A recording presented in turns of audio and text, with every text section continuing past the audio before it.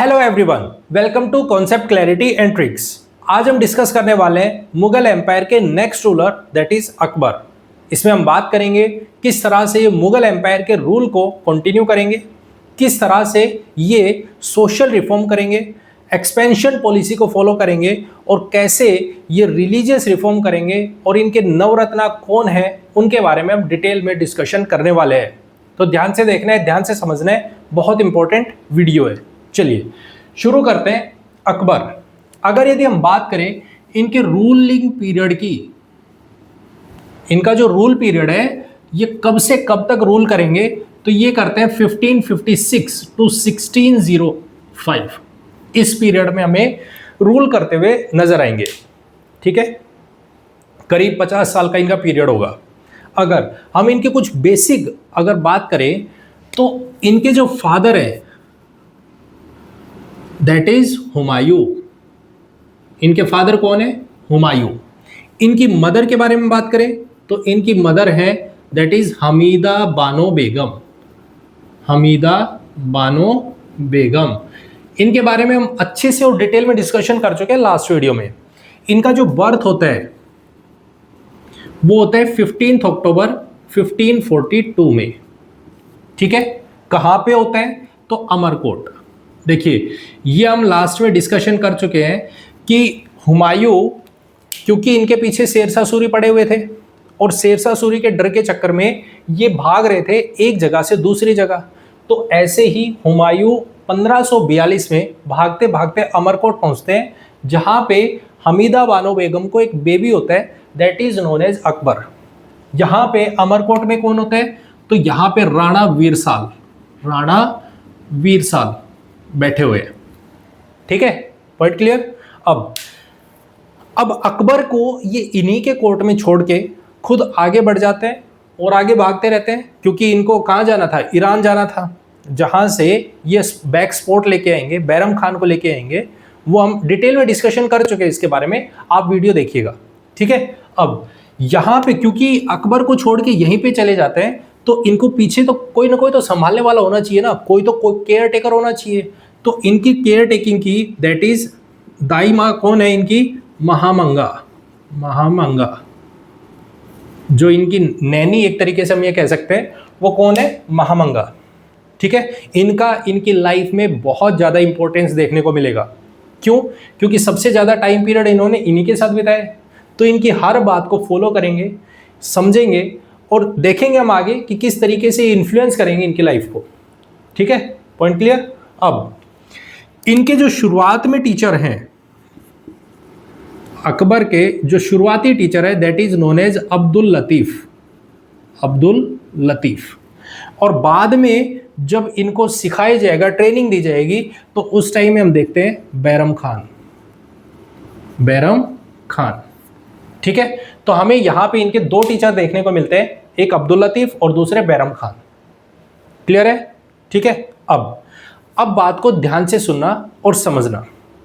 देखो हमारे पास होता क्या है, वापस से 1547 में दोबारा से हुमायूं अपने बेटे से मिलते हैं अकबर से। ठीक है, अब 1555 में यहां पे हुमायूं एक बैटल करते हैं that is known as Machhiwara, battle of Machhiwara और बैटल ऑफ सरहिंद। ये बैटल करते हैं जब वापस से सूर्य डायनेस्टी से वापस मुगल एम्पायर को इस्टेब्लिश करेंगे, तो इनकी हेल्प करेंगे अकबर। इन बैटल्स में अकबर हुमायूं की हेल्प करते हैं। ठीक है, पॉइंट क्लियर एकदम। इनको देखते हुए, इस बात को ध्यान में रखते हुए हुमायूं ने अकबर को गवर्नर अपॉइंट किया। कहाँ का? पंजाब लाहौर वाले रीजन में।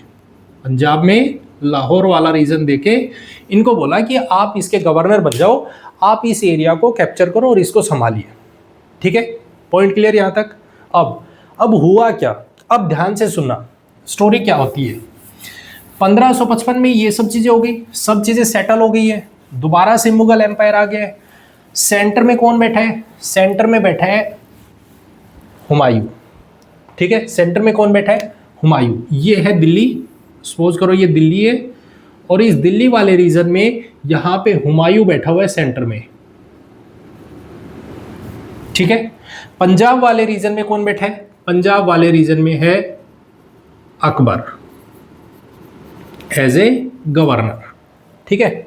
अब इन्होंने, हुमायूं ने एक लाइब्रेरी बनाई थी दैट इज नोन एज दीन पनाह, दीन पनाह, ठीक है। ये उसमें टहल रहे थे या उसमें घूम रहे थे, कुछ ऐसा बताते हैं कि स्टेयर केसी से वापस नीचे उतरते हैं, तो नीचे उतरते टाइम में इनका पैर स्लिप हो जाता है, और जिससे 1556 में 1556 में इनकी मौत हो जाती है, डेड। कौन? हुमायूं, हुमायूं मर जाता है, ठीक है। अब कहानी में यहां पे मोड़ आता है, और वो ये कि 1556 में जब ये मरे तो इनके मरने की खबर को 26 दिनों तक छुपा के रखा, सीक्रेट, कि राजा मर गया है, ये किसी को नहीं बताया। आखिर क्यों? इसकी क्या वजह थी कि हुमायूं मर गया है और ये किसी को बताया नहीं गया? उसके पीछे रीजन ये था क्योंकि अगर हम इनके कंटेम्पररी पीरियड को देखें तो इस टाइम पर एक हमें बंदा देखने को मिलता है that is known as Hemu. क्यों? क्योंकि मुगल एम्पायर में, एक मुगल एम्पायर जब इस्टेब्लिश हुआ तो उससे पहले एक डायनेस्टी हुआ करती थी that is known as Suri dynasty, और सूरी डायनेस्टी में एक बंदा है दैट इज आदिल शाह सूरी, आदिल शाह सूरी। इसका एक मिलिट्री का बंदा है दैट इज हेमू, जिसको गन पाउडर यूज करना, जिसको गन चलाना बहुत अच्छे से आता है, और लड़ाई लड़ना बहुत अच्छे से आता है, इसको टैक्टिक्स बहुत अच्छे से पता है, ठीक है। अब ये धीरे धीरे अपने आप को स्ट्रॉन्ग कर रहे हैं, स्ट्रॉन्ग करते करते ये आगरा को कैप्चर कर चुके हैं, आगरा कैप्चर कर चुके हैं, दिल्ली की तरफ आ रहे हैं, दिल्ली को कैप्चर करने। अब दिल्ली को ये घेर के खड़े हैं इस तरह से, ठीक है। बात को समझना और ध्यान से सुनना। ये दिल्ली को घेर के खड़े हैं और कह रहा है कि मुझे दिल्ली को कैप्चर करना है। अगर ये बात बाहर निकल जाए कि सेंटर में जो रूलर है वो मर चुका है, वो है ही नहीं यहाँ पे, तो फिर इसका डायरेक्ट कंट्रोल सीधा सीधा ये दिल्ली पे कर लेगा। इस वजह से इस खबर को फैलाया नहीं गया।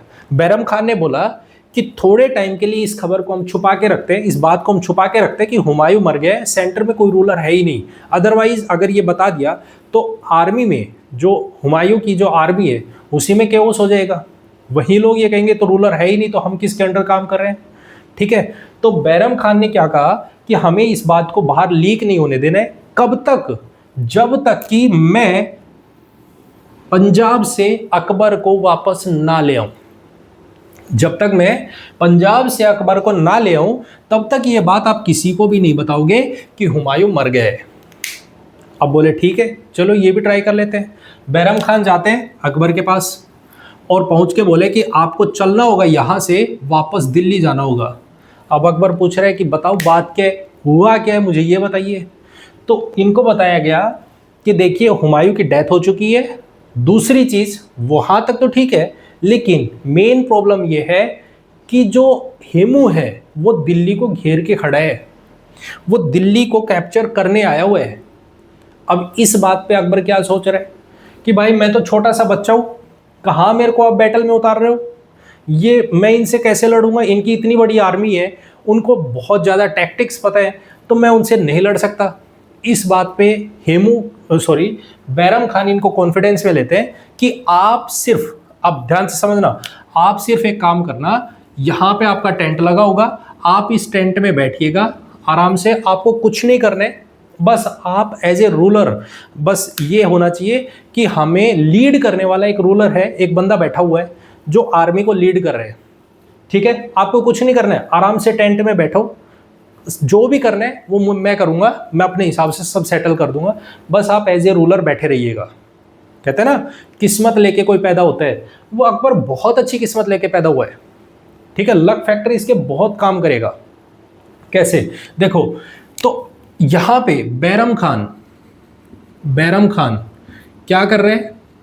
बैरम खान ने तीरंदाज को बुलाया, ठीक है। यहाँ पे एक आर्चर को बुलाया कि भाई आप आ जाओ, और आपका सिर्फ और सिर्फ एक काम होगा, क्या यहाँ पे प्लान कर रहे हैं, क्या कर रहे हैं कि रूलर तो जो अकबर है वो तो यहाँ पे बैठेगा पीछे, हम यहाँ पे खड़े होंगे इस तरीके से, इस तरह से आगे खड़े होंगे, हेमू की आर्मी इधर होगी इस तरह से, ठीक है, क्योंकि हेमू को तोप चलाना, गन्स चलाना वो बहुत अच्छे से आता है।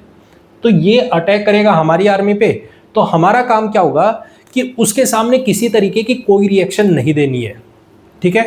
तो जैसे इसको ये लगेगा कि इनकी आर्मी हार रही है तो वो बाहर निकल के आएगा, और जब ये बाहर निकल के आएगा तो हम एक दो ऐसे जो आर्चर हैं, जो तीरंदाज है, वो इतने जो शार्प, एक तरीके से हम ये कह सकते हैं सटीक निशाना लगाने वाले, ठीक है, टारगेट करने वाले, उनको भेजेंगे और वो सीधे हेमू को टारगेट करेंगे, ठीक है। बस आपका सिर्फ एक काम है, हमें पूरी आर्मी को नहीं हराना है, हमें सिर्फ और सिर्फ हेमू को हराना है, ठीक है, हेमू को मारना है। ये मारा गया तो हमारी पूरी की पूरी आर्मी कैप्चर कर लेंगे हम, ठीक है। तो ये प्लान हमारे पास बैरम खान बनाते हुए नजर आएंगे, और ये कहते हैं कि हम बैटल जीत जाएंगे, आप टेंशन मत लेना।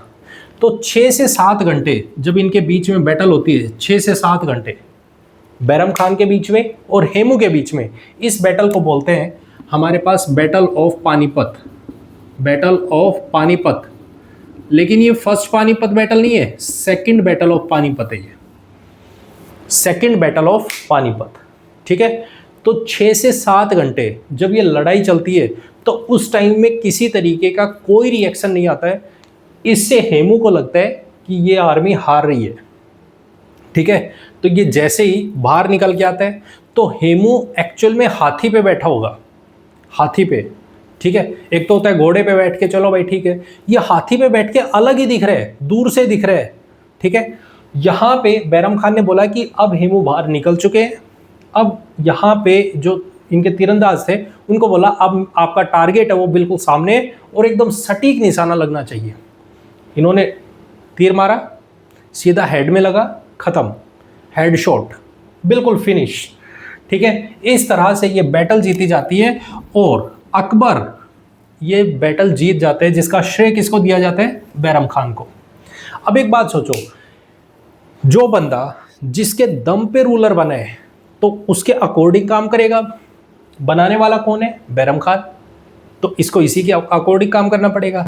तो हमारे पास क्या होता है 1556 में, 1556 में Akbar as a ruler Delhi के बनते हैं और यहाँ पे रूल करने आते हैं, ठीक है। अब समझना, कहानी को समझना, 1556 रूलर बना अकबर, किसकी मदद से बना, तो बैरम खान की मदद से बना, बैरम खान, ठीक है। अब जो बातें बैरम खान कहेगा अकबर को वो सारी माननी पड़ेगी, अकबर उन चीज़ों को फॉलो करेगा, क्यों, क्योंकि रूलर बना है वो किसकी हेल्प से बना है, बैरम खान की हेल्प से बना है। ये प्रोसेस चलता है 1560 तक, जब अकबर हर चीज़ बैरम खान की फॉलो करता है। अब ऐसा क्या हो गया कि अकबर को बैरम खान के साथ में लड़ाई करनी पड़ी और इनको मारना पड़ा, क्या रीज़न रहा, देखो समझो। इधर दूसरी तरफ हमारे पास में एक है इनकी दाई माँ, दैट इज महामंगा, महामंगा, ठीक है। ये एक्चुअल में जेलसी फील करती है बैरम खान से, चिढ़ती है इनसे, बैरम खान से चिढ़ती है।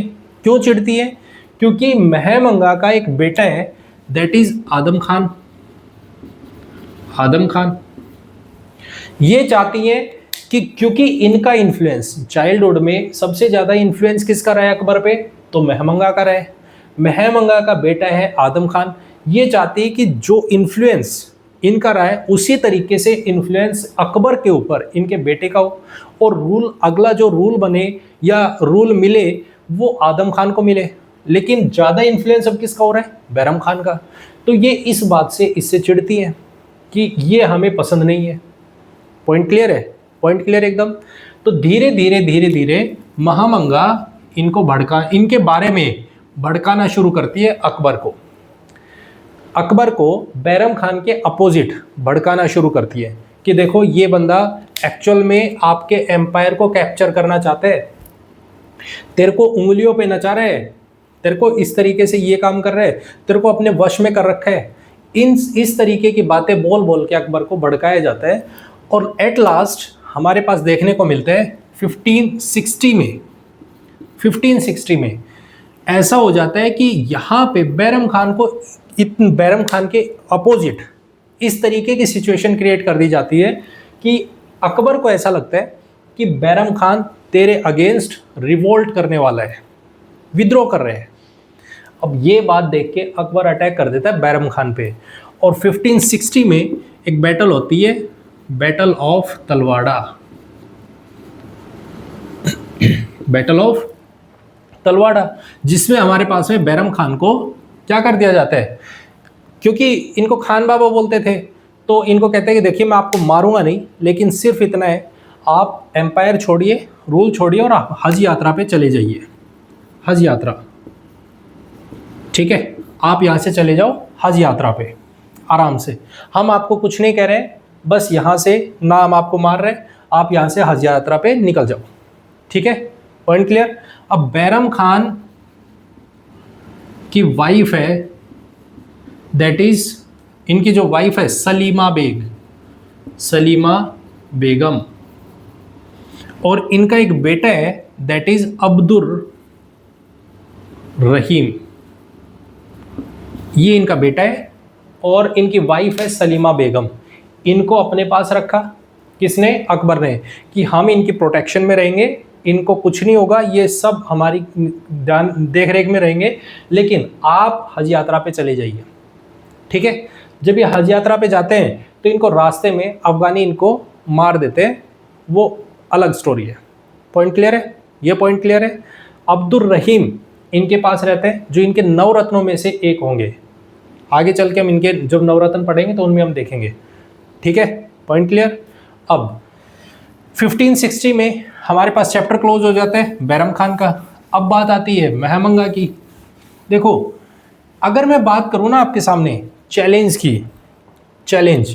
कि अकबर के सामने क्या क्या चैलेंजेस आते हैं इसके रूलिंग पीरियड में, तो इसके सामने 3 चैलेंजेस बहुत इंपॉर्टेंट है। इसका जो फेज हमें देखने को मिलता है, किसका इन्फ्लुएंस किस पीरियड में क्या होता है, वो देखते हैं। देखो, अगर यदि हम बात करते हैं 1556 से और 60 के पीरियड तक, तो इस पीरियड में हमें बैरम खान का इन्फ्लुएंस सबसे ज़्यादा देखने को मिलता है। जो अकबर के रूल में सबसे ज़्यादा इन्फ्लुएंस देखने को मिलता है वो बैरम खान का देखने को मिलेगा। ठीक है, 1560 में जब बैरम खान को हटा दिया जाता है तो 62 तक हमें यहाँ पे इन्फ्लुएंस देखने को मिलेगा महामंगा। ठीक है, इसी को, इस रूल को, ये जो पीरियड है इसी को बोला जाता है पेटीकोट शासन, पेटीकोट रूल। क्यों बोला जाता है, क्योंकि एक लेडी के इन्फ्लुएंस पे अकबर काम करेगा। ठीक है, यहां से इसके बाद में सिचुएशन बदलती है, 62 में सिचुएशन चेंज हो जाती है और चेंज होके कुछ ऐसी बनती है कि यहाँ पे, क्योंकि 62 में इनकी शादी होती है जोधाबाई से, स्टोरी बदल जाती है। लेकिन 62 से 67 के पीरियड तक हमें एक और चैलेंज देखने को मिलेगा और वो चैलेंज होगा नोबेलिटी का। अब ये कुछ ऐसी पॉइंटर हैं, ये कुछ ऐसे पॉइंट्स हैं इनके लाइफ के या इनके रूल पीरियड में जहां पे इनकी एक्सपेंशन पॉलिसी जो होगी उसमें सबसे ज़्यादा प्रॉब्लम जो होगा वो इनकी वजह से होगा। और एक्चुअल में अकबर यहाँ पे क्या नहीं कर पाएगा, एक्सपेंशन नहीं कर पाता है। ठीक है, पॉइंट क्लियर है। तो हमारे पास ये आपको पॉइंट याद रखने हैं, 1556 टू 60, 60 टू 62 एंड 62 टू 67। जैसे ये इन सबको सेटल कर देगा, 67 में सबको सेटल कर देगा, उसके बाद ये अपने आप को एक्सपेंड करेगा और एक्सपेंशन करना शुरू करेगा। ठीक है, पॉइंट क्लियर है। तो इनको हम देखेंगे, समझेंगे। ये पॉइंट तो क्लियर हो गया। अब हम इनके बारे में बात करते हैं। महमंगा, क्योंकि इनका बेटा है आदम खान। ठीक है, और कैसे ये चेंज करेंगे अब महमंगा के रूल को, इसको भी समझते हैं। देखिए, कहानी कहाँ से बदलती है और स्टोरी कैसे चेंज होती है। देखो, हम एक बारी इनके एक्सपेंशन के बारे में और इनकी जो बैटल्स हैं ये किस तरीके से एक्सपेंड करेंगे, कैसे कैसे चेंज करेंगे अपने आप को, उसको समझ लेते हैं ताकि हम इनसे कनेक्ट कर पाए। ठीक है, देखिए मैं आपके सामने एक छोटा सा एक ट्रिक लिख रहा हूँ जिससे आपको टाइमलाइन समझ आएगी। देखिए, गंवा दिया जो चुराया था माल आमेर से, आमेर से। ठीक है, अब लास्ट में आपको याद रखना है GM GM। ठीक है, ये एक पॉइंट है आपको याद रखना है, छोटी सी एक ट्रिक है जिससे आप इनके किस तरीके से चेंज लाएंगे, क्या क्या कब अटैक करेंगे, कहाँ पे अटैक करेंगे, कैसे उनको कैप्चर करेंगे, उनके बारे में। ठीक है, क्या है, मैंने दोबारा से मैं एक बार पढ़ देता हूं आपको। गंवा दिया जो चुराया था माल आमेर से, GM GM। ठीक है, देखिए क्या है ये, गंवा से है ग्वालियर, ग्वालियर, गंवा से है ग्वालियर। ठीक है, जो से जौनपुर, जौनपुर, चुराया से चुनार, माल से मालवा, आमेर से Amer, G4 Gondwana, Gondwana, M4 Mewar, G4 Gujarat and M4 Mewar, दोबारा से मेवाड़। ठीक है, ये हमारे साथ सामने कुछ जगह के नाम लिखे हैं। अब ध्यान से सुना, ग्वालियर दैट इज 1559, इनको अपने अंडर लेते हैं, कंट्रोल में लेते हैं। That is 60, that is 61, 61, 62, 64, Amer that is 62, that is 64, that is 67, वापस से मेवाड़ वापस से कैप्चर करेंगे, दैट इज 76, वापस से जो अटैक करेंगे तो 76 में, और गुजरात दैट इज 72 73 के पीरियड में, 1559, 1560, 61, 61 इस तरीके से। ठीक है, तो ये 1500 के पीरियड में हो रहे हैं, ध्यान रखना। ठीक है, अब ध्यान से समझो कहानी क्या है। कहानी ये है कि जब अकबर ये कहता है कि मुझे अपने आप को एक्सपेंड करना है, तो वो एक डिप्लोमेटिक रिलेशन करता है, डिप्लोमेसी का काम करेगा। वो कहेगा कि देखो मैं दो काम कर रहा हूं। क्या, पहला तो ये राजपूत जितने भी है, राजपूत पॉलिसी वो फॉलो करेगा, एक राजपूत पॉलिसी को। वो कहता है कि जो भी राजपूत मेरे अंडर काम करना चाहते हैं, देखिए इंडिपेंडेंटली काम करना है, इंडिपेंडेंट, हम अटैक नहीं करेंगे किसी पे भी, वो इंडिपेंडेंट काम करेंगे, जैसे काम करना है वैसे करेंगे, जिस तरीके से अभी तक करते हैं वैसे काम करेंगे। बस क्या होगा, मेरे अंडर काम करेंगे। ठीक है, सेंटर पावर मेरी होगी, बाकी वो इंडिपेंडेंटली अपना काम करते रहेंगे। ठीक है, उसी का वो बोलते हैं राजपूत पॉलिसी, जिसमें वो कहते हैं कि जो भी राजपूत रूलर मेरे अंडर काम करेगा मैं उसको मनसबदार बना दूंगा। क्या बना दूंगा, मनसबदार। उसके ऊपर किसी भी तरीके का कोई अटैक नहीं होगा, हम अटैक नहीं करेंगे उनके ऊपर डायरेक्टली, बस वो हमारे अंडर आ जाएंगे, हमारे कंट्रोल में आ जाएंगे। ठीक है, पॉइंट क्लियर है, वो हमारे कंट्रोल में होंगे।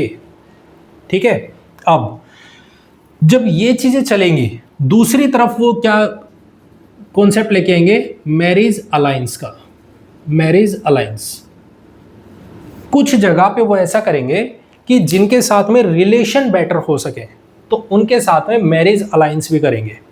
ठीक है, तो वो राजपूत पॉलिसी लेके आते हैं। दूसरा, मैरिज अलायंस, जो भी अपने अंडर आएगा उनको मनसबदार बना देंगे। मनसबदार क्या होता है ये भी देख लेते हैं। मनसबदार एक्चुअल में क्या होता है कि जैसे आर्मी की एक टुकड़ी रखनी है, आपको सेना की एक टुकड़ी रखनी है, जिसमें कुछ लोग होंगे जो पैदल होंगे, पैदल चलने वाले होंगे, कुछ होंगे जो घुड़सवार होंगे, जिनको हम कैवेलरी बोलते हैं। ठीक है, आपको दोनों चीजें मेंटेन करनी है।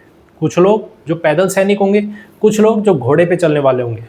ठीक है। अब मनसबदार में भी दो तरीके के, जिनके पास में देखो जो पैदल चलते हैं उनको, और जो घोड़े पे चलते हैं उनको बोलते हैं जात और सवार। दो वर्ड से इंडिकेट किया जाता है, जात और सवार। सवार से तो आप समझ रहे हो, जो घोड़े पे बैठे हैं उसको सवार बोल रहे हैं, जो पैदल चल रहे हैं वो जात बोलेंगे। तो जिनकी जात और सवार दोनों बराबर है, जैसे मान लो 500 उसके पास पैदल सैनिक है और 500 ही उसके पास घोड़े पे चलने वाले सैनिक है, तो वो एक स्ट्रॉन्ग मनसबदार है, स्ट्रॉन्ग मनसबदार। अगर हमारे पास में जात कम है सवार से, जात ज़्यादा है सवार से, तो वो थोड़ा सा वीक हो गया। लेकिन जात बहुत ही ज़्यादा है और घोड़े पे चलने वाले कुछ ही लोग हैं, तो वो बहुत ही वीक हो गया। ठीक है, तो वो छोटा मनसबदार होगा एक तरीके से, क्योंकि घोड़े पे चलने वाले, घोड़े कम क्वांटिटी में, तो घोड़े पे चलने वाले कम है और जात ज़्यादा है, तो वो वीक मनसबदार होगा। ठीक है, अब इनको आर्मी रखनी है एक तरीके से, तो इनका खर्चा भी निकालना पड़ेगा। तो खर्चा निकालने के लिए इनको एक ज़मीन दी जाती थी, दैट इज़ कॉल्ड जागी ज़मीन, जहाँ से वो टैक्स कलेक्ट करेंगे और फिर इससे वो क्या करेंगे, उनकी सैलरी देंगे, उनको जो भी तनख्वाह बनेगी उनको वो पे किया जाएगा। ठीक है, तो इनको बोला जाएगा मनसबदार। जो जागी ज़मीन पे कंट्रोल होगा, वहाँ से टैक्स कलेक्शन होगा, उससे इनकी सैलरी दी जाएगी। क्लियर है, पॉइंट क्लियर। तो अब इसी के बेसिस पे वो इस पॉलिसी को फॉलो करवाएंगे और यहाँ से सबको न्योता भेजेंगे कि भाई देखो, जो भी हमारे अंडर आना चाहते हैं, जो भी हमारे इन्फ्लुएंस में आना चाहते हैं, वो आ जाए, हम उन पे अटैक नहीं करेंगे, बिना अटैक किया हमारे अंडर आ जाओ। ठीक है, अब इसी तरीके से ग्वालियर, जौनपुर, चुनार, इनको अपने कंट्रोल में लाया जाता है। ऐसे ही मालवा ये मना कर देता है। मालवा यहाँ पे हमारे पास में बोला जाता है क्या, देखो अब समझना, मालवा में यहाँ पे बैठा है बास बहादुर। कौन बैठा है? बास बहादुर। इसने रूल के अंडर, जब हम अकबर के रूल की बात करते हैं, तो अकबर के रूल के अंडर कंट्रोल एक्सेप्ट करना मना कर दिया कि हम अकबर के अंडर काम नहीं करेंगे, हम इंडिपेंडेंट हैं और इंडिपेंडेंट ही रहेंगे, हमें किसी के अंडर काम करने की ज़रूरत नहीं है। ठीक है, इस चीज़ को लेके अकबर ने किसको भेजा? यहाँ से भेजा आदम खान को, आदम खान, कि भाई इसको सेटल करके आओ, जाओ और इसे सेटल करो, इसे निपटाओ, बिठा दो कि भाई बहुत हो गया, आप इंडिपेंडेंट नहीं कर सकते काम, हमारे अंडर काम करना पड़ेगा। तो आदम खान गया, इसको बिठाया, बैठ जाओ आराम से। लेकिन आदम खान इस एरिया को कैप्चर करने के बाद आदमखोर बन गया। आदमखोर बनने का मतलब है यहाँ पे क्वीन हुई, दैट इज रूपमती। रूपमती, ठीक है, इनको मोलेस्ट किया इन्होंने, इनके साथ छेड़खानी की, और छेड़खानी की तो अब इस चीज़ की खबर मिलती है अकबर को कि आप तो कह रहे थे आप हमारे अंडर काम करो, लेकिन आपके ही लोग यहाँ पे लेडीज़ को छेड़ने लग रहे, परेशान कर रहे हैं, इस तरीके की प्रॉब्लम क्रिएट कर रहे हैं। तो ये बात जब अकबर को पता चलती है तो अकबर ने आदम खान को क्या किया? पनिश किया और इसको मार दिया। ठीक है, ये मालवा को कैप्चर कर लिया, मालवा अपने अंडर आ गए। ठीक है, अब ये बात किसको अच्छी नहीं लगेगी? ये बात पसंद नहीं आएगी किसको? महामंगा को। क्यों? क्योंकि भाई महामंगा एक्चुअल में, क्योंकि ये आदम खान कौन है? महामंगा का बेटा है। अब महामंगा इस चीज़ को पता चल चुका है कि जो भी गलत हो रहा है, अगर इन्होंने भी गलत किया तो ऐसा ही सलूक किया जाएगा जैसा इसके साथ हुआ है। आप इसको रूलर बनाना चाहते थे, लेकिन ये रूलर बनने के कैपेबल है ही नहीं, तो हम इसको रूल कैसे करवाएं? इसी के बेसिस पे महामंगा का थोड़ा सा जो पावर है वो कमज़ोर होना शुरू हो जाती है। और भी पावर कम होगी जब ये आमेर के पास जाएंगे। आमेर से पूछा गया, हाँ भाई बताइए, क्या आप कैप्चर होना चाहते हो? क्या आप हमारे अंडर काम करना चाहते हो? तो क्योंकि यहाँ पे रूलर है, दैट इज भारमल। भारमल, राजा भारमल है। ठीक है, ये भी कौन है? राजपूत है। कौन से राजपूत है? कछवाहा राजपूत, कछवाहा राजपूत। ठीक है, इन्होंने भी बोला हमें देखिए कोई किसी तरीके की लड़ाई नहीं करनी है, हम आपके अंडर रूल एक्सेप्ट करते हैं और अपने आप को आपके अंडर काम करने के लिए तैयार है, हमें कोई दिक्कत नहीं है। ठीक है, पॉइंट क्लियर। इस तरह से यहां पे इनकी भारमल की बेटी है दैट इज जोधाबाई, जोधाबाई, इनसे शादी होती है जो कि एक हिंदू लड़की है, अकबर से शादी होगी। ठीक है, इनसे शादी के बाद जो भी थॉट प्रोसेसेस है अकबर की चेंज हो जाती है। अकबर की जो भी थॉट प्रोसेसेस होंगी वो हमें चेंज होती हुई नजर आएंगी। कैसे? जब हम इनकी सोशल पॉलिसीज को देखेंगे उसमें हम देखेंगे। ठीक है, पॉइंट क्लियर। 62 में आमेर पे इन्होंने क्या किया? अपने कंट्रोल में ले लिया। एनेक्सेशन नहीं किया, ना किसी तरीके की कोई लड़ाई की, बस उसको अपने कंट्रोल में ले लिए। पॉइंट क्लियर, पॉइंट क्लियर एकदम। ठीक है, अब यहां से महामंगा का चैप्टर क्लोज होता है। महामंगा का जब चैप्टर क्लोज होता है तो कुछ प्रॉब्लम्स किस में थी? नोबेलिटी में। अभी से पूरी तरीके से ये एक्सपेंशन के मूड में नहीं है, क्योंकि अब प्रॉब्लम एक और भी है। प्रॉब्लम क्या है? वो है नोबेलिटी की। नोबेलिटी क्या कह रही है? क्योंकि इसका एक ब्रदर है, इसका एक भाई है दैट इज हाकिम मिर्जा, हाकिम मिर्जा। कुछ नोबेलिटी के लोग ये कह रहे हैं कि हमें रूलर अकबर नहीं चाहिए, हमें रूलर चाहिए हाकिम मिर्जा। हम चाहते हैं कि जो सेंटर पावर होगी वो हाकिम मिर्जा क्यों नहीं चाहिए। तो कुछ रूलर्स, कुछ जो नोबेलिटी के लोग हैं वो इसको सपोर्ट कर रहे हैं, कुछ नोबेलिटी के सपोर्टर हैं, जो नोबेलिटी है वो कह रही है नहीं हमें तो अकबर ही चाहिए। क्योंकि जो इनके जो पुराने लोग हैं, जैसे जो यहाँ पे हमें देखने को मिलता है कि बाबर के टाइम से जो उनके वंशज है तैमुरिड ओरिजिन के, तो कुछ वो भी बैठे हुए हैं जो इनको फॉलो कर रहे हैं और कह रहे हैं कि नहीं अकबर ठीक है। तो पहले इन सब को सेटल करेगा 1567 तक इन सब को सेटल करेगा, उसके बाद ये कोशिश करेगा अपने आप को पूरी तरीके से एक्सपेंड करे और लड़ाइयाँ करे। ठीक है, अभी तक इसके ऊपर इनका भी इन्फ्लुएंस चल रहा है। ठीक है, तो आपको तीन चीज़ें ध्यान रखनी है। पहली चीज़ कि इस पे जो कंट्रोल है शुरुआत में किसका था? बैरम खान का। फिर उसके बाद में कंट्रोल करती है महामंगा। फिर ये नोबेलिटी को सेटल करेगा, उसके बाद ये अलग अलग रिफॉर्म्स, अलग अलग चीज़ों में, पॉलिसी में चेंज लाने की शुरुआत करेगा।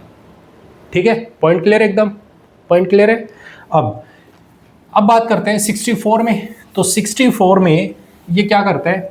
गढ़कटंगा, यहाँ पे गोंडवाना में एक एरिया है that is known as Garhkatanga, गढ़कटंगा।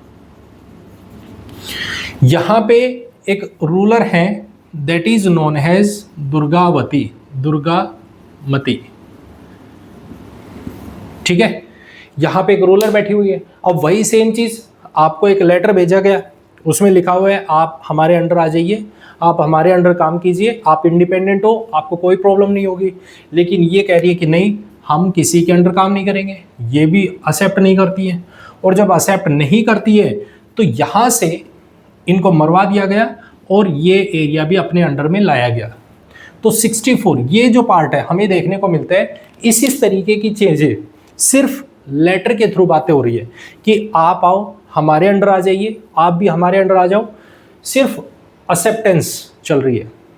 ठीक है, पॉइंट क्लियर है। लेकिन इसके बाद जब हम देखते हैं मेवाड़, इनके पास भी लेटर भेजा गया, क्योंकि अभी तक इन्फ्लुएंस किसका चल रहा है? नोबेलिटी का चल रहा था।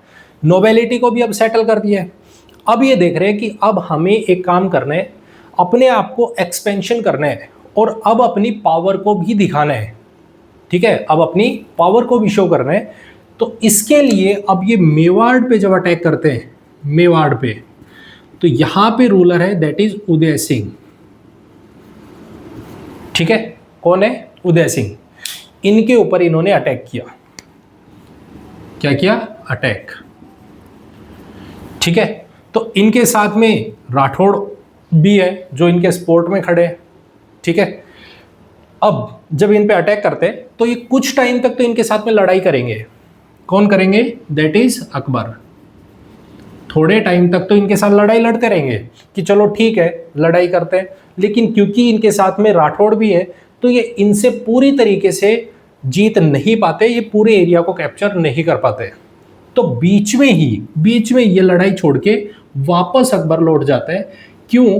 क्योंकि बगल में हमें उड़ीसा वाला रीजन, बंगाल वाला रीजन, यहां से हमें चैलेंजेस आते हुए नजर आते हैं। हमें पता चलता है, अकबर को पता चलता है कि आप इधर लड़ने लग रहे हो राजस्थान में, उधर बंगाल और उड़ीसा से रिवोल्ट होना शुरू हो गए हैं। पहले आप उस एरिया को कैप्चर करो, क्योंकि आप अगर इसमें उलझे रहे तो बहुत ज़्यादा टाइम आपका इसमें लग जाएगा, आप इसको कैप्चर भी नहीं कर पाओगे। क्यों? क्योंकि यहाँ पे राठौड़ और हैं जो इनका सपोर्ट कर रहे हैं, इनकी हेल्प कर रहे हैं। ठीक है, यहाँ पे थोड़े टाइम बाद में दोबारा से आएंगे और उसको देखेंगे। पहले मैं इनको सेटल करके आता हूँ। तो हमें देखने को मिलता है 67 के बाद में ये उड़ीसा और बंगाल वाले रीजन को कैप्चर करने के लिए जाते हैं। 72 तक उस रीजन को कैप्चर करते, अपने अंडर में लाते। उसके बाद 73 में इन्हें देखने को मिला गुजरात वाला रीजन, जहां से कुछ रिवोल्ट होते हुए नजर आएंगे इसको, कि गुजरात वाले रीजन में भी रिवोल्ट हो रहे हैं, वहां से भी लोग उठ रहे हैं, तो मुझे अब इसको कैप्चर करना चाहिए। तो ये गुजरात गया, इसको कैप्चर किया। फर्स्ट टाइम इसने देखा कि यहां पे ओशन है, समंदर, पानी देख रहे हैं, दूर दूर तक इसको पानी दिखाई दे रहा है। पहली बार लाइफ में इसने समंदर देखा। अब इसको देख के इसके दिमाग में एक चीज चल रही है कि समंदर है, यहां से ट्रेड करना बहुत आसान है, क्योंकि इस टाइम में पुर्तगीज भी आ चुके हैं, तो पुर्तगीज से भी मिल चुका है, ट्रेड के बारे में भी पता चल रहा है इसको। तो ये कह रहा है कि ये रीजन तो हमारे लिए बहुत इंपॉर्टेंट है, जो हमारी इकोनॉमिक डेवलपमेंट होगी उसके लिए बहुत ज़्यादा इंपॉर्टेंट है। तो इस एरिया का कैप्चर होना, हमारे पास होना बहुत ज़्यादा ज़रूरी है, बहुत ज़रूरी है। तो इसलिए इस एरिया को ये कैप्चर करता है। अब ये जैसे ही कैप्चर करता है उसके बाद ये वापस लौटता है, वापस लौट गया। इसने अपना गवर्नर यहाँ पे बिठाया, इस एरिया में अपना गवर्नर बिठाया और गवर्नर बिठा के चला गया। बोला कि आप एक काम करना, आप इस एरिया को होल्ड करना और कोई प्रॉब्लम हो तो हमें बता देना, बाकी एरिया आपके लिए है। ठीक है, इस तरीके से एरिया इसको देके चले गए। जब ये गए तो वापस से इसको देखने को मिलता है दोबारा से यहाँ पे रिवोल्ट हो गए, लोगों ने रिवोल्ट कर दिया गवर्नर के अगेंस्ट कि हमें रूल एक्सेप्ट नहीं है, हम नहीं कर रहे ये रूल एक्सेप्ट। अकबर लौट के आता है और 9 दिनों में सब कुछ खत्म करके जाता है, सबको मार काट करके यहाँ पे बुरी तरीके से मार काट करता है और पूरी तरीके से एरिया को शांत करता है और सेटल करके जाता है कि अब दोबारा से कोई भी यहाँ पे बोलने वाला नहीं चाहिए, दोबारा से कोई ऐसा नहीं होना चाहिए कि दोबारा से रिवोल्ट करने के लिए खड़ा हो जाए। सबको मेरी रूल एक्सेप्ट करनी पड़ेगी, मुझे एज ए एम्परर आपको एक्सेप्ट करना पड़ेगा। ठीक है, अब यही सेम चीज़ें देखने लग रहे हैं 3 लोग। कौन? यहाँ पे है शेख मुबारक, यहाँ पे है शेख मुबारक। कहाँ पे? ये गुजरात वाले रीजन में, गुजरात वाले रीजन में शेख मुबारक है जो ये हरकत देख रहे हैं। किसकी? अकबर की। शेख मुबारक का एक बेटा है अबू फैजल और इसी का एक और बेटा है दैट इज फैजी। ये 3 लोग गुजरात वाले रीजन में देखने लग रहे हैं कि अकबर ये क्या करने लग रहा है, क्यों परेशान हो रहा है, किस चीज़ के लिए परेशान हो रहा है। तो इन्होंने यहाँ से ये तीनों के तीनों अकबर के साथ जाते हैं, अकबर से मिलते हैं और अकबर की थॉट प्रोसेसेस को चेंज कर देते हैं। थॉट प्रोसेस को क्या कि आप क्यों उलझे हुए हो, इन सब कामों में आप उलझे हुए हो क्यों? आपको रिलीजियस पे बेस्ड काम करना चाहिए, रिलीजन को लेके काम करना चाहिए। आप सोचो, धर्म को लेके काम करो, आप मार काट को छोड़ दो। इन चीज़ों के बारे में इनको क्या करते हैं, इनके अंदर नए थॉट प्रोसेसेस डेवलप करने की शुरुआत करेंगे। पॉइंट क्लियर है? Point clear. तो ये 3 लोग कौन कौन? शेख मुबारक, अबू फैजल और तीसरे फैजी कहाँ से मिलते हैं? गुजरात से मिलते हैं। क्यों मिलते हैं और किस लिए मिलते हैं? तो इनकी थॉट प्रोसेस को चेंज करने के लिए टुवर्ड्स किसके? रिलीजन। क्लियर एकदम, यहां तक पॉइंट क्लियर हो गया, यहां तक पॉइंट क्लियर हो गया। अब यहां पे इनका इन्फ्लुएंस आएगा, नवरत्ना में भी इनका नाम आएगा, तो वहां पे और अच्छे से डिटेल में देखेंगे। पॉइंट क्लियर हो गया, पॉइंट क्लियर है, ठीक है। उसके बाद हम देखते हैं हमारे पास में 73 में गुजरात हो गया, फिर मेवाड़ पे, वापस से मेवाड़ पे जाते हैं और मेवाड़ पे अटैक करता है, जिसमें मेवाड़ में उदय सिंह का बेटा राणा प्रताप आ जाता है रूल करने। इसी का एक घोड़ा होता है, दैट इज चेतक, ठीक है। इनमें यहां पे अटैक करने के लिए आते हैं मानसिंह, ठीक है। अकबर ने कहा कि देखो मैं अब कुछ काम कर रहा हूं, रिलीजन को लेके मैं काम कर रहा हूं, तो मेरी जगह पे बैटल करने के लिए जाएगा मानसिंह।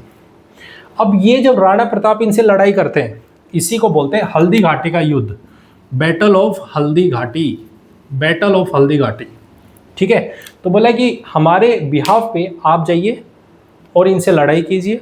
जब ये लड़ाई करते हैं तो शुरुआती दौर में, शुरुआती टाइम पीरियड में हमें देखने को मिलता है राणा प्रताप बहुत अच्छे से जीत रहे हैं और बहुत आराम से जीत भी जाते हैं। लेकिन जब मानसिंह ने ये देखा कि ये तो बैटल जीतने लग रहे हैं, तो इसी पे मानसिंह ने एक अफवाह फैला दी, क्या कि अकबर आ रहे हैं, आप जो हम पे अटैक करे जा रहे हो ना, अकबर आ रहा है, किसी को नहीं छोड़ेगा, सबको मार के जाएगा, जो हालात गुजरात में करके गया था वही हालात यहाँ पे करेगा। इसी पे इनका मोरल डाउन हो जाता है और मोरल डाउन होने से ये हार जाते हैं, बैटल हार जाते हैं। चेतक जो घोड़ा है इनका वो घायल हो जाता है और फिर राणा प्रताप भी हार जाते हैं एक तरीके से, और मेवाड़ को अपने कंट्रोल में लेके आते हैं, मेवाड़ को अपने कंट्रोल में लेके आएंगे। पॉइंट क्लियर है, पॉइंट क्लियर एकदम, ठीक है। तो ये किस तरीके से इनको एरियाज को अपने अंडर में लेके आएंगे, कैप्चर करेंगे, वो यहाँ पे मेंशन है, ठीक है, क्लियर। अब हमारे पास में नॉर्थ में, साउथ में और भी रीजन है जहाँ पे ये एरियाज को कैप्चर करेंगे। नॉर्थ में कुछ रीजन्स हैं, जैसे हम बात करते हैं नॉर्थ की, नॉर्थ इंडिया में हमें देखने को मिलेगा, जैसे जम्मू कश्मीर में जाएंगे, ठीक है, जम्मू कश्मीर वाले रीजन को कैप्चर करेगा, काबुल वाले रीजन को कैप्चर करेगा, बलूचिस्तान वाले रीजन को कैप्चर करेगा, इन सब को धीरे धीरे कैप्चर करेंगे। उसी तरीके से हमें देखने को मिलता है साउथ इंडिया में ये कैप्चर करेंगे अहमदनगर को, अहमदनगर, जैसे बीजापुर, गोलकोंडा, और एक है हमारे पास में दैट इज खानदेश, जिसको हम कह सकते हैं खानदेश, ठीक है। खानदेश क्या है, ये एक एंट्री गेट है, साउथ में जाना है तो हमें खानदेश से होते हुए जाना पड़ेगा। जैसे अगर यदि मैं इस तरीके से इनको मेंशन करूं तो यहाँ पे खानदेश है, यहाँ पे हमारे पास अहमदनगर है, यहाँ पे हमारे पास में बीजापुर, ये गोलकोंडा, कुछ इस तरीके से हमारे पास में। तो आपको साउथ में जाना है तो आपको खानदेश से होते हुए जाना पड़ेगा, एंट्री गेट क्या है, खानदेश, ठीक है। उसके बाद आप पहुंचोगे अहमदनगर में।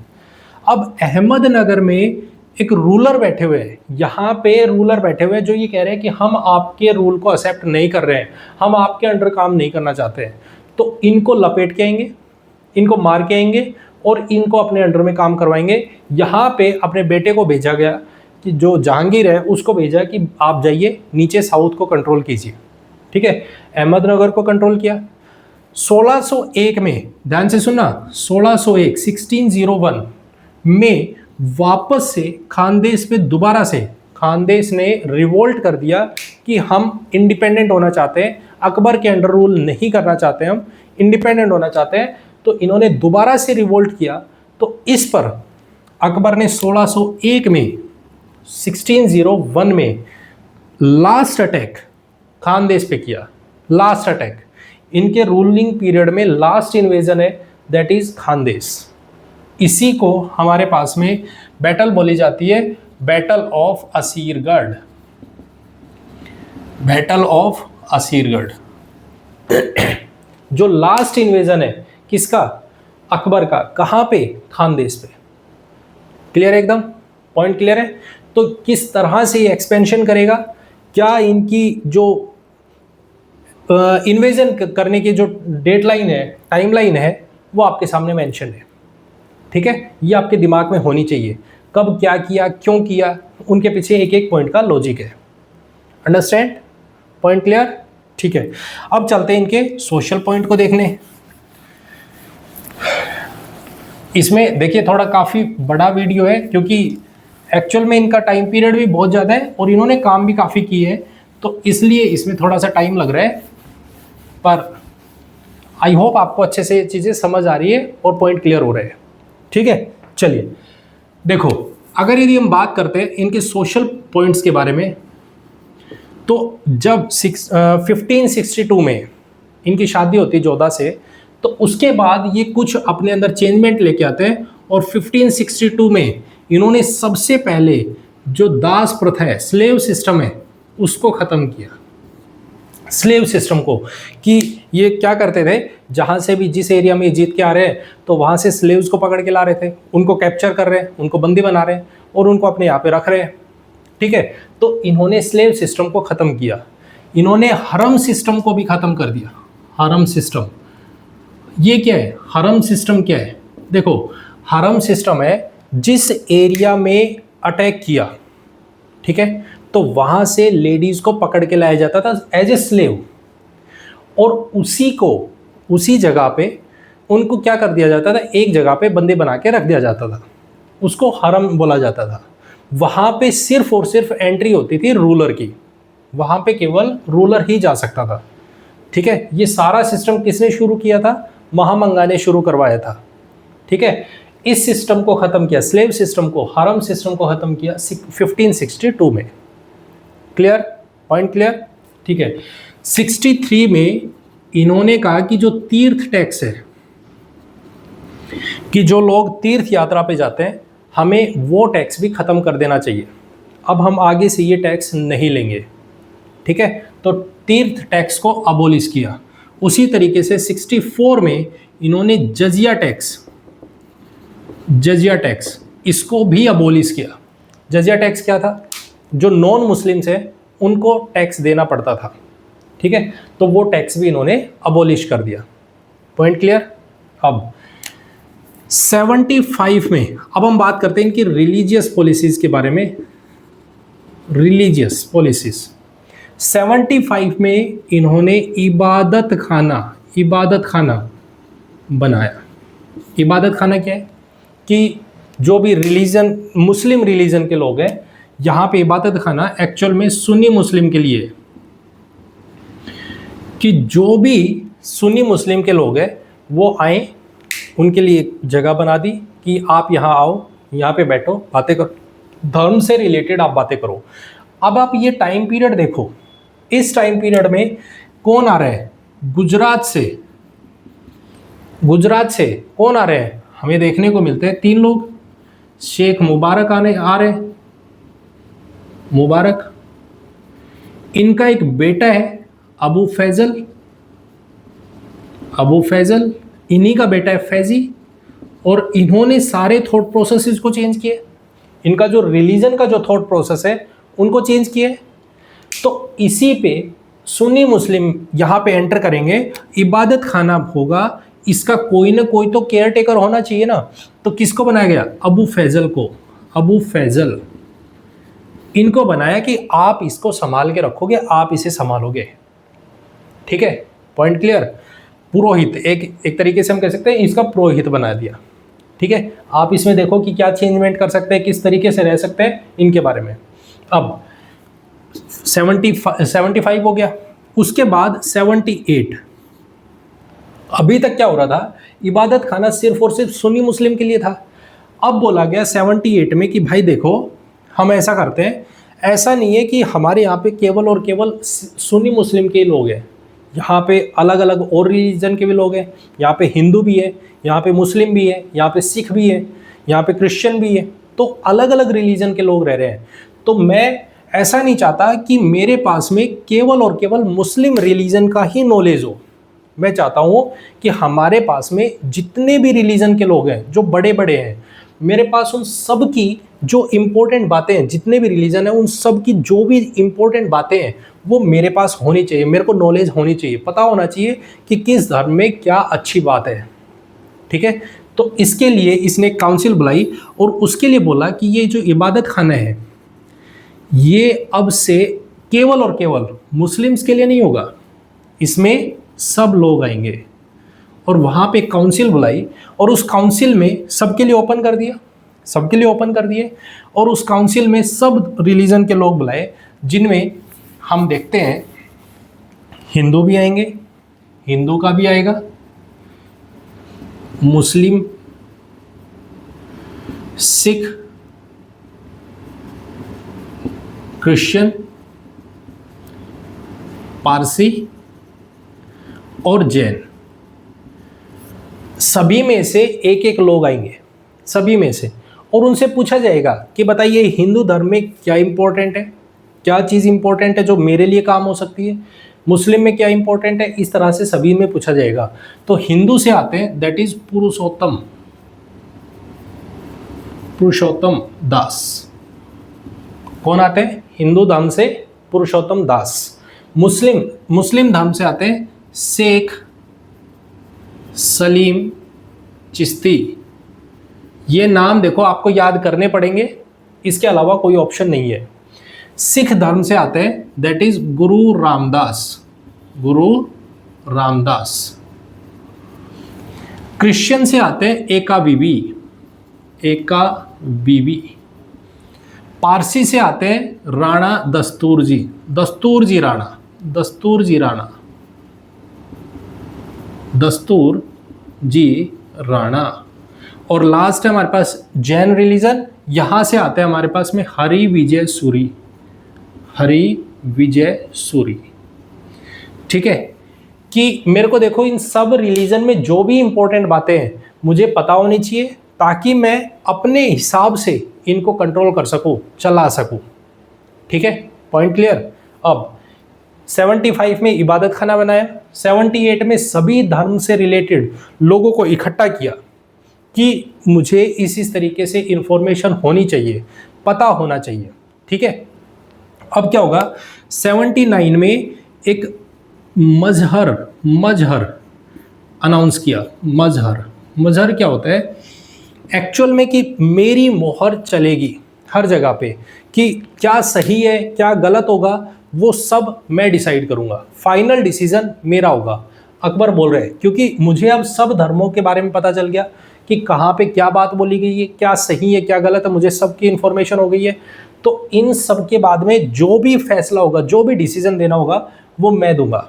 और ये जो बनाने वाला था ना, ये जो बनाने वाला है मजहर, ये बनाया किसने? अबू फैजल के फादर ने। ठीक है, जिनके बारे में हम पढ़ चुके हैं। तो वो किसने बनाया? मजहर, अबू फैजल के फादर। कौन है? नाम मेंशन करोगे आप। ठीक है, अब 82 आता है। 82 में इसने अपना खुद का रिलीजन बनाया, सेल्फ रिलीजन। मतलब क्या बोला उसको? दीन ए इलाही, दीन ए इलाही, दीन ए इलाही। ये क्या है? ये इसने अपना खुद का एक धर्म बना दिया कि मैं जो बात बता रहा हूँ वो इस धर्म में बहुत ज़्यादा ज़रूरी है और क्या है आप इसको फॉलो करोगे, दीन ए इलाही। ठीक है, खुद को उसका हेड बोला कि मैं इस धर्म का मैं हेड हूँ। ऊपर से सबसे पहले जो इस रिलीजन को फॉलो करने वाला है वो कौन है? बीरबल। कौन होगा? बीरबल, जो पहला हिंदू बंदा होगा जो इस रिलीजन को फॉलो करेगा, दीन ए इलाही। लास्ट में हम बात करते हैं 83 में, तो उन्होंने क्या किया? इलाही संवत, इलाही संवत एक कैलेंडर जारी किया जिसका नाम है इलाही संवत। ठीक है, तो ये डेट आपको कुछ पता होनी चाहिए। कौन कौन सी है? 62 स्लेव सिस्टम को खत्म करते हैं, 63 तीर्थ यात्रा को खत्म करते हैं, 64 जजिया कर को खत्म करते हैं, 75 इबादत खाना शुरू करते हैं, 78 इबादत खाना सबके लिए ओपन करते हैं, 79 मजहर अनाउंस किया, 82 सेल्फ रिलीजन दैट इज दीन ए इलाही, और 83 इलाही संवत स्टार्ट किया। ठीक है, पॉइंट क्लियर। ठीक है, लास्ट में अब हम बात करते हैं इनके नवरत्नों की, जो इसके कोर्ट में बैठे हुए नवरत्न कौन कौन है। पहले उनके नाम देखते हैं और उनसे रिलेटेड हम कुछ इंफॉर्मेशन देखेंगे। देखो इनके कोर्ट में 9 लोग ऐसे हैं जो बहुत ज़्यादा इम्पोर्टेंट है। ठीक है, कौन कौन है देखिए। सबसे पहले हम बात करते हैं, छोटा सा पॉइंट लिखता हूं मैं आपको, TBTM, ये 4 लोग कौन कौन है। पहला है Tansen, TBTM, Birbal, that is Todarmal, और लास्ट है मानसिंह। ये 4 लोग हैं हिंदू रिलीजन से, हिंदू। ठीक है, उसके बाद पहले हम इनके बारे में देख लेते हैं। देखिए, तानसेन एक्चुअल में म्यूजिशियन है जो इनके कोर्ट में बैठते हैं। इनका नाम दैट इज रामतनु पांडे इनका नाम है, जो हमें देखने को मिलता है। ग्वालियर से इन्होंने अपनी एजुकेशन ली। ठीक है, एजुकेशन कहाँ से लिए, ग्वालियर से। ठीक है, पॉइंट क्लियर। म्यूजिशियन है जो इनके कोर्ट में बैठे हैं, जिनको क्या बोला जा रहा है कि आप सबसे अच्छे सिंगर हो, गायक हो। ठीक है, ठीक है, ओके। दूसरे हमारे पास बीरबल कौन है, इनका नाम है महेश दास। एक्चुअल नाम इनका महेश दास है। एक्चुअल नाम बीरबल का क्या है, महेश दास। ठीक है, ये इनके कोर्ट में इनको राजा कह के बुलाया जाता था। बीरबल को क्या कहते थे, राजा। कौन कहता था, अकबर, कि आप राजा हो, इसमें दिमाग बहुत ज़्यादा है। वो बहुत कहते ना कि डिसीजन बहुत तेज़ी से और समझदारी से देने वाले लोग हैं, उनमें बीरबल है। Point clear. इनकी डेथ होती है 1586 में। जम्मू एंड कश्मीर को जब ये कैप्चर करने गए, जम्मू कश्मीर में ये अपना इन्फ्लुएंस बनाने गए, तो उस टाइम में बीरबल जाते हैं, जो कि यूसुफ जैयों से जब लड़ते हैं, तो उस टाइम में इनकी डेथ होती है। ठीक है, ओके। नेक्स्ट है हमारे पास टोडरमल। इनसे रिलेटेड आपको एक इंपॉर्टेंट पॉइंट पता होना चाहिए। इन्होंने एक सिस्टम चलाया, दैट इज आइन ए दहसाला। आइन ए दहसाला, ये क्या है, आइन ए दहसाला क्या है, ये एक तरीके का एक बंदोबस्त सिस्टम है। क्या कि अभी हम डिस्कस करेंगे, टैक्स के बारे में बात करेंगे, तब उसमें डिस्कशन करेंगे। आपको सिर्फ ये पता होना चाहिए, टोडरमल बंदोबस्त भी बोलते हैं और आइन ए दहसाला सिस्टम भी बोलते हैं। ठीक है, ओके। नेक्स्ट है मानसिंह कौन है, ये एक्चुअल में पोते हैं, ग्रैंडसन किसके, भारमल के। और भारमल कौन है, हमने पढ़ा था मेवाड़ के रूलर हैं, जिनके बेटे हैं, जिनके पोते हैं मानसिंह, जिन्होंने बहुत ज़्यादा अकबर की हेल्प की। ठीक है, पॉइंट क्लियर। अब नेक्स्ट हमारे पास दूसरे देखते हैं, इधर देखते हैं, दैट इज अबू फैजल, दूसरे फैजी। नेक्स्ट है हमारे पास में अब्दुर रहीम खान ए खाना। क्या है ये, इसको भी देखेंगे। नेक्स्ट है हमारे पास में मुल्ला दो प्याजा, और लास्ट है हमारे पास में दैट इज हकीम।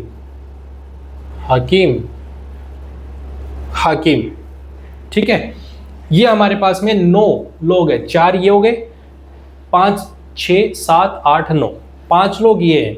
ये सारे के सारे मुस्लिम हैं। सारे कौन है, मुस्लिम। ठीक है, देखो अबू फैजल ये कौन है, कहां से आए थे, ये गुजरात से। अबू फैजल और फैजी दोनों के दोनों भाई है आपस में। ठीक है, अबू फैजल कौन है, ये कोर्ट में पोएट है। ठीक है, ये बुक लिखते हैं, और इन्होंने बुक लिखी दैट इज अकबरनामा। इन्होंने बुक लिखी है। ठीक है, और दूसरी बुक लिखी है आइन ए अकबरी। एक बुक इन्होंने ये लिखी, आइन ए अकबरी। दोनों बुक्स आपको पता होनी चाहिए। किसने लिखी है, अबू फैजल ने। क्लियर। नेक्स्ट है फैजी। तो फैजी कौन है, ये भी गुजरात से आए हैं। किसके भाई है, अबू फैजल के भाई है।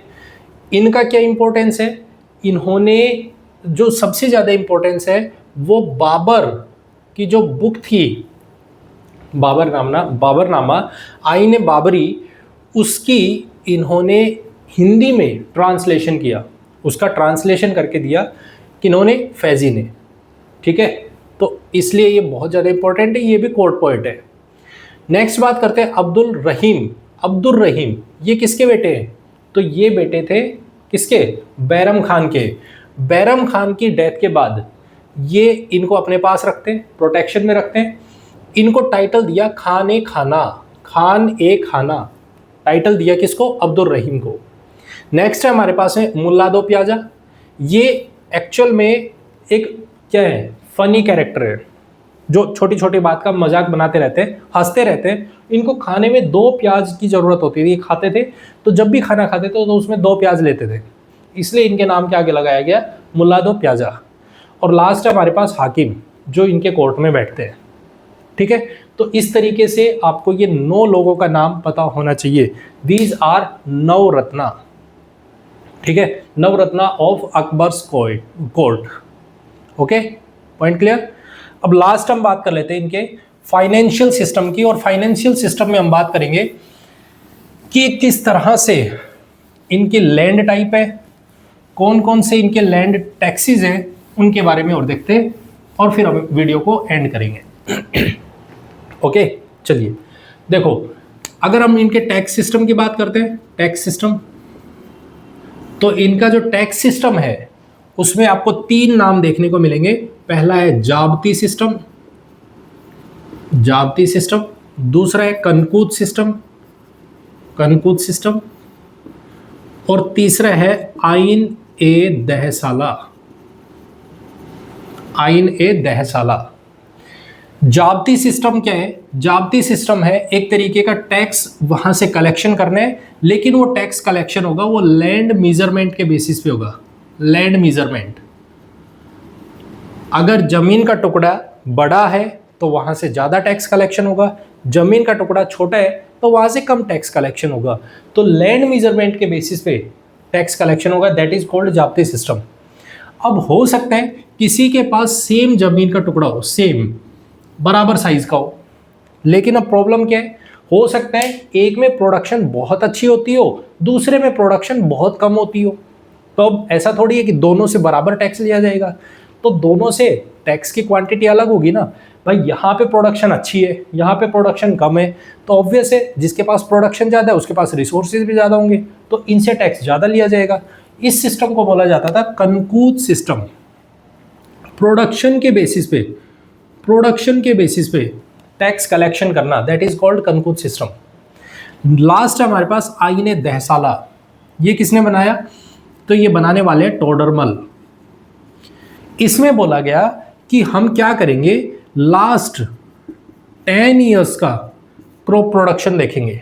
हम देखेंगे कि पिछले 10 सालों में क्या प्रोडक्शन हुआ है, उसके बेसिस पे हम यहाँ से टैक्स को कलेक्ट करेंगे। फिर देखेंगे कि कितना टैक्स आना चाहिए। ठीक है, इसी को बोला जाता है आइन ए दहसाला। दहसाला का मतलब होगा, दह मतलब 10, साला मतलब साल। ठीक है, तो लास्ट 10 ईयर का प्रोडक्शन देखेंगे, उसके बेसिस पे यहाँ से कलेक्शन करेंगे। ओके, ये 3 सिस्टम आपको पता होनी चाहिए। अब यहाँ पे 4 तरीके से लैंड को डिवाइड कर रखा था, 4 तरीके से। क्या क्या? दैट इज, मैं आपके सामने एक छोटी सी ट्रिक लिख देता हूँ। ठीक है, वो है हमारे पास में पोल पर चाचा बंदर। आप इसको याद रख लो, क्या है? पोल पर चाचा बंदर। पोल मीन्स पोलज, पर मीन्स परती, चाचा मीन्स चाचर, और बंदर मीन्स बंजर, बंजर। ये हमारे पास 4 तरीके की इन्होंने लैंड को क्लासिफिकेशन कर रखा है। 4 कौन कौन सी? Polaj, Polaj means very fertile land, very fertile, जहां से हर साल टैक्स कलेक्शन होगा, हर साल टैक्स लिया जाएगा, क्योंकि यहाँ पे प्रोडक्शन हो रही है, फर्टाइल लैंड है तो प्रोडक्शन भी अच्छा हो रहा है, तो टैक्स कलेक्शन भी हर साल होगा। ठीक है, परती लैंड, यहाँ पे हर 2 साल में प्रोडक्शन हो रही है, तो यहाँ से टैक्स कलेक्शन होगा, वो 2 साल में होगा। वैसे ही छाछर, यहाँ पे 4 साल में प्रोडक्शन, और बंजर है तो यहाँ पे कोई टैक्स नहीं लिया जाएगा। क्यों? क्योंकि ये बंजर ज़मीन है, इसके ऊपर प्रोडक्शन हो ही नहीं रही है, तो ऑब्वियसली यहाँ से टैक्स कलेक्शन भी नहीं किया जाएगा क्योंकि यहाँ पे रिसोर्सेज ही नहीं है। तो इस तरीके से लैंड क्लासिफिकेशन हमें देखने को मिलता है 4 तरीके का। ठीक है, पॉइंट क्लियर। अकबर ने अपने कॉइन्स चलाए, तो वो और देख लीजिएगा last point, that is coins. 2 coins चलाए जिसका नाम है इलाही कॉइन, इलाही, और दूसरा है हमारे पास में जलाली कॉइन्स, जलाली कॉइन्स। ये भी आपको पता होनी चाहिए। आप इसको कैसे याद रख सकते हो? जिल ए इलाही, इसने एक टाइटल लिया था जिल ए इलाही। ठीक है, तो जिल से जलाल, इलाही से इलाही, ये 2 तरीके के कॉइन्स ये चलाते हैं जिनका साइज और शेप के बेस पे इनको क्लासिफाई करता है, इलाही और जिले इलाही, सॉरी जलाली और दूसरा इलाही। एक सर्कुलर शेप का, एक हमारे पास रेक्टेंगुलर शेप का, ये कॉइन्स चलाते हैं। पॉइंट क्लियर है? तो ये हमारे पास में complete detail of Akbar. I hope आपको ये पूरा टॉपिक समझ आ गया, एक एक पॉइंट क्लियर हो गया और आपको वीडियो अच्छी लगी। अगर आपको वीडियो अच्छी लगी तो इसे लाइक, कमेंट एंड शेयर जरूर करें। चैनल को सब्सक्राइब नहीं किया है तो प्लीज़ चैनल को सब्सक्राइब जरूर करें। मिलते हैं नेक्स्ट वीडियो में जहां हम बात करेंगे जहांगीर के बारे में। Thank you very much and have a nice day. Bye bye, take care.